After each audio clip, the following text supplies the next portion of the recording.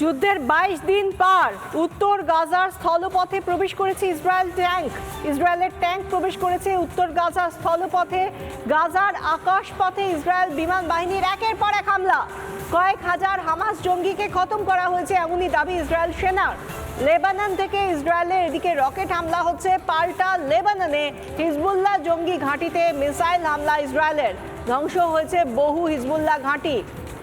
অন্যদিকে তুরস্ক থেকে রাষ্ট্রদূত ও কূটনীতিকদের ফিরিয়ে আনলো ইসরায়েল, তার কারণ যুদ্ধে হামাসকে তুরস্কের সমর্থন। সেই কারণেই এই সিদ্ধান্ত ইসরায়েলের, যেখানে রাষ্ট্রদূত এবং কূটনীতিকদের ফিরিয়ে আনলো তুরস্ক থেকে ইসরায়েল।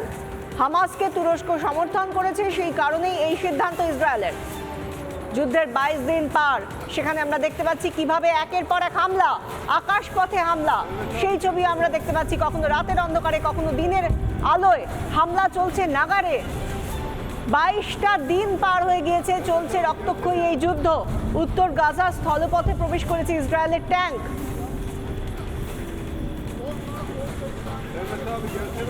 আমাদের প্রতিনিধি রিপাবলিক নেটওয়ার্কের প্রতিনিধি গুরসিমরন সিং সেখানে রয়েছেন। এই যুদ্ধকালীন পরিস্থিতির 22টা দিন পার এবং সেই মুহূর্তের এই 22টা দিন পার হওয়ার পর সেখানকার কি ছবি একেবারে যুদ্ধক্ষেত্র থেকে তুলে ধরছেন আমাদের প্রতিনিধি গুরসিমরন।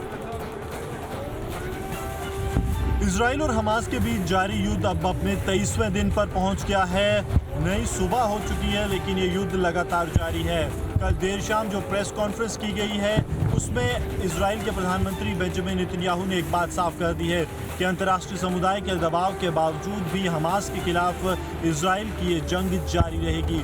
और लगातार आप देख सकते हैं ये पीछे का इलाका अंधेरे के कारण मैं बीच से कहूँगा कि कुछ पॉइंट्स दिखा पाएँ तो वो जो टावर्स आपको दिख रहे हैं ये बॉर्डर फेंस है, जहाँ पर आपको लाल लाइट दिखाई दे रही है। ये वो इलाका है जो इजराइल और गाजा को अलग करता है, यानी कि सरहद है। और इस सरहद पर आप लगातार देख पा रहे होंगे कि किस तरह से लगातार ठीक उस सामने के इलाके में जहाँ पर हमास के बताया जाता है कि कहीं कमांडर्स हैं, वहाँ पर टारगेट किया जा रहा है। और टारगेट करने का मकसद बिल्कुल साफ है कि जल्द से जल्द हमास का जो पूरा इकोसिस्टम है उसे निस्तनाबूद किया जाए, क्योंकि ये पूरा इलाका जो है वो हमास के आतंकियों का गढ़ माना जाता है। यहाँ बड़ी तादाद में हमास के आतंकी मौजूद हैं। और जैसे मैं और आप बात कर रहे हैं, इस बीच आप देखेंगे तो लगातार बड़ी आवाज़ें आपको सुनने को मिलेंगी। हर बीते मिनट पर आपको एक ऐसी आवाज़ सुनाई देगी जो लगातार इजराइल डिफेंस फोर्सेस की तरफ से मिसाइल्स दागी जा रही हैं, आर्टिलरी दागी जा रही है, ताकि जल्द से जल्द उन आतंकियों को ख़त्म किया जाए जो अभी भी हमास के ठिकानों पर छिपकर बैठे हैं। आपको बता दें कि बेंजामिन नेतन्याहू की तरफ से और इजराइल के रक्षा मंत्री की तरफ से ये साफ कर दिया गया है कि जब तक कड़ा प्रहार नहीं किया जाएगा तब तक हमास के आतंकी अपनी हरकतों से बाज नहीं आएंगे। और जो लोग बंधक बनाए गए हैं उन्हें छुड़ाने के लिए कड़ा प्रहार हमास के आतंकियों पर ज़रूरी है। लगातार आज 23 दिन इस जंग के हो गए हैं।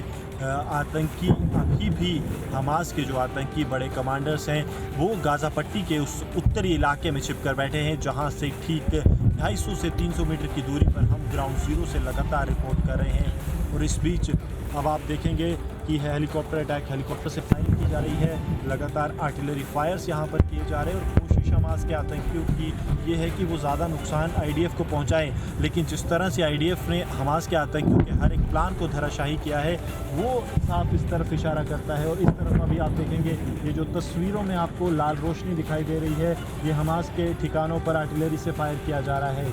ये तस्वीरें बताती हैं कि इजराइल डिफेंस फोर्सेस कितना भीतर आप पहुंच गए हैं। यानी कि ये जो लाइट्स यहाँ पर आ रही हैं तकरीबन 800-900 मीटर का फासला है, यानी कि 700 से 800 मीटर अंदर इस वक्त तक इजराइल की जो डिफेंस फोर्सेस हैं वो हमास के इलाके में पहुँच गई हैं। और इनकी कोशिश ये है कि लगातार इस इलाके में पहुँचकर पूरे इलाके को साफ किया जाए हमास के आतंक से, और जल्द बड़े कमांडर्स जो हैं वो मारे जा सकें।